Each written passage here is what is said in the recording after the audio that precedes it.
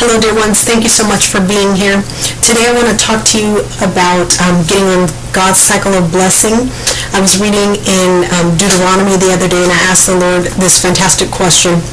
Because if you know, Deuteronomy is like, Moses is repeating all those statutes, the ordinances, and laws that the Lord gave him that are outlined in Leviticus and Numbers. And so in Deuteronomy, he's saying, okay, well, don't forget, this is what the Lord said. If you do this, and then it gets down to 28, and it's like, well, these are all the blessings that are coming to you as a result of you doing what the Lord said. And a lot of times we like to skip over that because we say, oh, we're grace, we're New Testament, we don't have to worry about that. But we have to remember that the Israelites' lives were a type and a shadow of everything that we go through. So for example, the Israelites were in Egypt for a long time. That's us before we received Christ.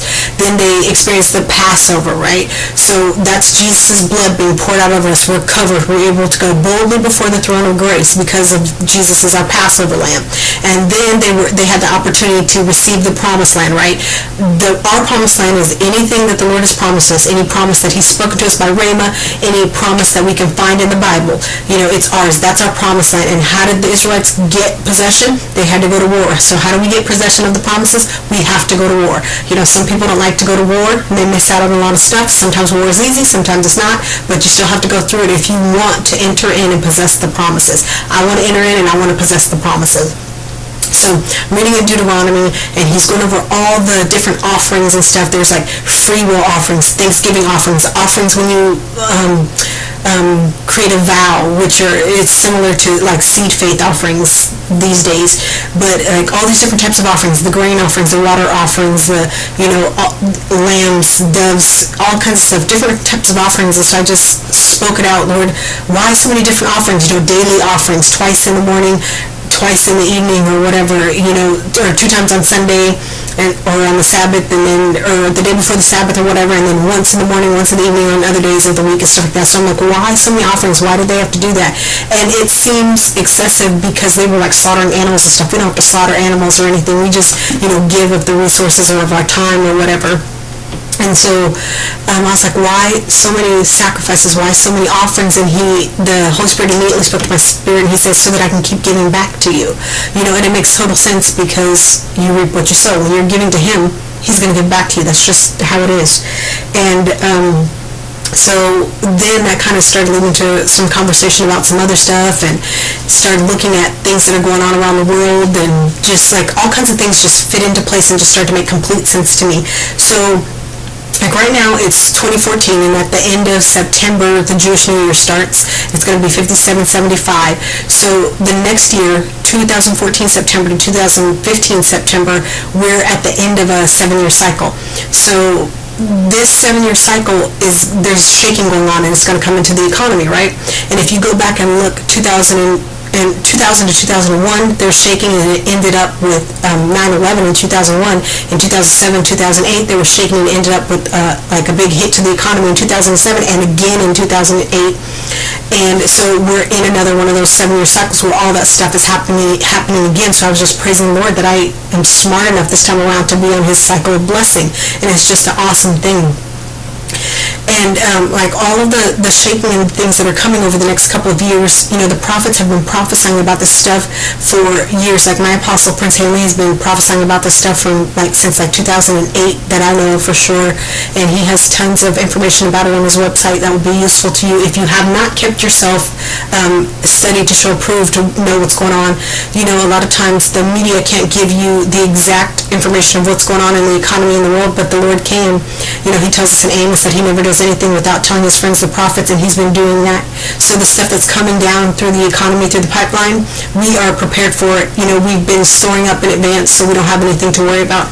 I also know this stuff is coming because of the dreams that I've been having. Like there'll be a dream where there's like a dire need of something, and it takes a supernatural method for the need to be met.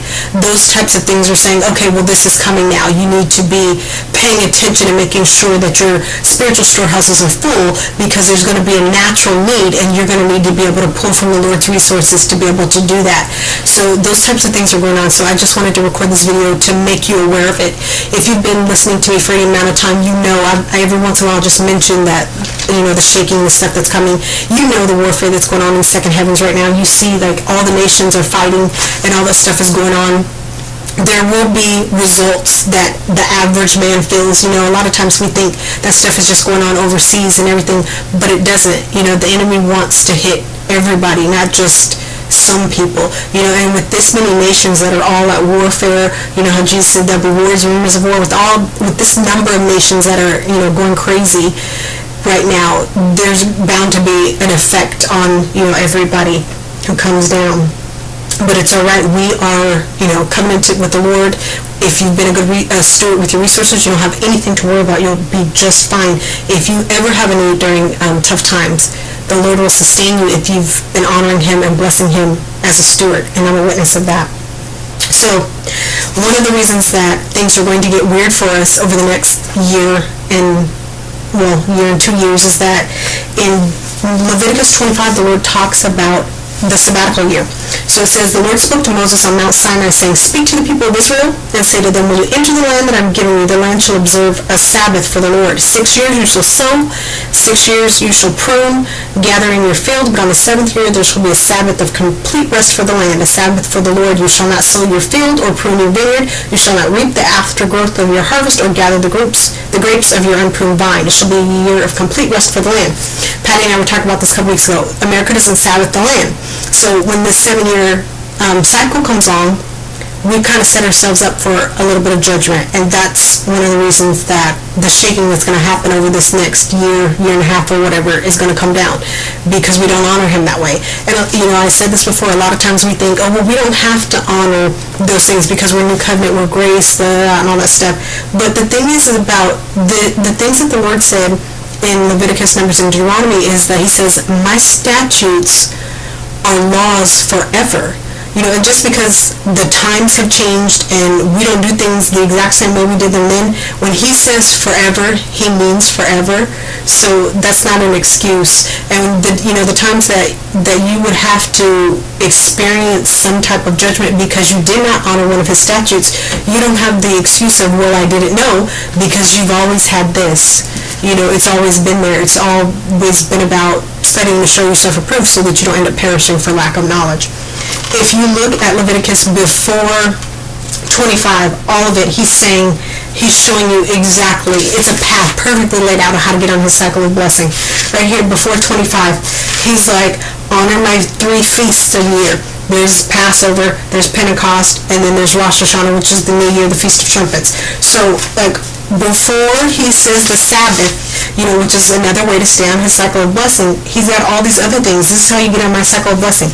He's like, give me these kind of offerings. There's holy offerings, acceptable offerings, appointed festivals, offerings for first fruits, all the stuff. Festival of Booths, Festival of Weeks, Day of Atonement, Festival of Trumpets, all the stuff. So He says, this will put you on a cycle of blessing, this will put you on a cycle of blessing, this will put you on a cycle of blessing, and then there's the Sabbath year. That also will put you on a cycle of blessing. And then in Leviticus 26, He says, these are your rewards for obedience. And then He goes into some more offerings. So it's so interesting. My Apostle Prince Hanley said that when he first started reading the Bible after he accepted Christ, he went to Leviticus and read that first. There is some amazing stuff in there that will help you financially if you pay attention to it and you honor the Lord with that. Anytime there's something you don't understand, just ask Him. Get in prayer and say, Lord, have I been a steward that honors and blesses you with all of my resources, and let Him unfold and show you what you have done well and what you haven't done well, and then you make atonement and you get back on the right path with Him, and then everything will be smooth from there. Don't forget there's seed time and harvest. Once you start honoring the Lord in a certain way, there's going to be time before you actually receive the harvest of that, but that's just the way things go. When you put a tomato seed down in there, it doesn't spring up right away. There's seed time and harvest. You're going to have to wait. So the faster you decide to get on the Lord's cycles of blessings, the better it's going to be for you. And then Numbers comes next. Again, this is how you can be on my cycle of blessing. These are the different types of offerings I'll receive. This is how often you can bring offerings, Thanksgiving offerings, free will offerings, all this stuff. And then, of course, Deuteronomy is repeating all of the statutes, all of the laws, and then again repeating all the ways that you can be blessed and partner with him to be on a cycle of blessing. Awesome stuff. If you're not on that cycle of blessing, get on the cycle of blessing right now. You want to be on that right now, especially because things are about to change. Matter of fact, Chuck Pierce even said earlier this year, he said the world is going to look so different in 2016, most people won't even recognize it. So it's not like little changes that are coming. They're significant changes that are coming, and you can be fine. It's not a reason to fear. It's actually a great thing, because when the enemy comes in like a flood, the Lord raises up a standard against him, and if you're in great covenant with the Lord, then you're going to be well protected, well blessed. Speaking of that, there is like all the times, like if you go back all these in these 7-year chunks and look at them over history, there are always significant wealth transfers during those times. Okay, well, if you have been storing up the way you're supposed to store up, you're going to participate in a decent wealth transfer over the next couple of years. If you haven't been storing up, you may just survive. But if you have been storing up and been watching and listening and responding to the Lord and all that stuff, you're going to be in great shape right now. Yes, wealth transfers happen every day, because anytime money changes hands, that's a wealth transfer. It's going from one person to another, or one organization to another. But I mean significant, like noticeable things are coming down the pipeline. So if you have positioned yourself, that's the thing, you have to be positioned to prosper, to receive of a wealth transfer. You have to be in the marketplace. You have to be, doing something. You have to have sown significantly. And a lot of times, people like to say, oh, well, I tithe, but I'm not receiving this huge increase. Well, that's not where your huge increase comes from. Your tithe is like making sure that you continually have a way to make income. The things that the Lord says in Deuteronomy is like, he's like, I'll pour out for you ideas and things like that, and you get to invest or have witty inventions or whatever, and I'll show you where to take those things, how to market those things, and then that will give you, your big increase. So you have to study to show yourself approved. You can learn more about that in my book, My Money Grows on Trees. There's good stuff there. There's all kinds of other places where you can learn and things like that, but don't just sit back and let things happen to you over the next years. Be proactive. Get involved with the Lord. Get with him and get the revelation first, and then respond to whatever he tells you to do. Okay? All right. Oh, another thing I just thought of. If you haven't been storing up in the right place, or if you are, like your career is like a shaky place and you don't know what's going or what's coming over the next little bit, you can also talk to the Lord and sow a big seed there. I know of 2 people who were recently laid off, and they put those big, Lord sustain me until either my next job or I start a business or whatever, seeds down in fertile soil, and the word came back from the Lord, I will sustain you, during that time. And so that's wonderful. So it's like anytime, it looks to them in the natural that they're not going to make it, they can say, Lord, I sowed that seed and you gave me the word that you sustain me, and it will be so, because he doesn't fail. Numbers 23:19. And another thing is that if you are still, you have hesitation when you have an opportunity to give, because it's always an opportunity, you can say yes or no. If you still have hesitation, that means you haven't conquered mammon yet. You haven't conquered that spirit yet. God doesn't hesitate when he's giving you things if you don't hesitate when you're giving him things. So just keep that in mind. Like I don't have any trouble giving things anymore, because I'm always asking him for something, and I know what an extravagant giver he is. I receive of it daily, and I don't want him to have to think twice when I ask him for something. So I'm like, if you need it, I can give that to you, Lord. It's not a big deal anymore. So I hope you can get there. It's a wonderful place to be. You don't have to fret. You don't have to worry. It's so funny. I was conversing with somebody over the weekend about, their stressful work environment. I'm like, I don't even have that. I don't even have a boss. I don't even, I mean, in theory, I can't really lay out and say, oh, well, this amount of money is coming in, this amount of money is coming in, this amount of money is coming in every month. I have a guarantee. I can't really, technically say that to you.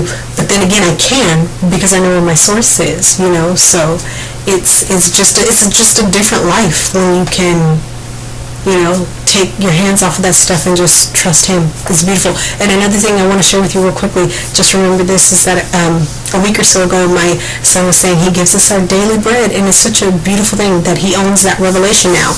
Because what does the Bible say? It says the things that are hidden belong to the Lord, the things that are revealed belong to the people and their children forever. So he has that revelation. That means he's going to be able to give it to his children, and he's going to be able to sow that revelation into anybody that he ministers to or prays for or blesses or come in contact with, all that type of stuff. It's just a great experience. He knows now that he never has to worry about not having what he needs every day, because he's seen the Lord give everything to us. It's such a beautiful thing. All right, I'm going to let you go. God bless you.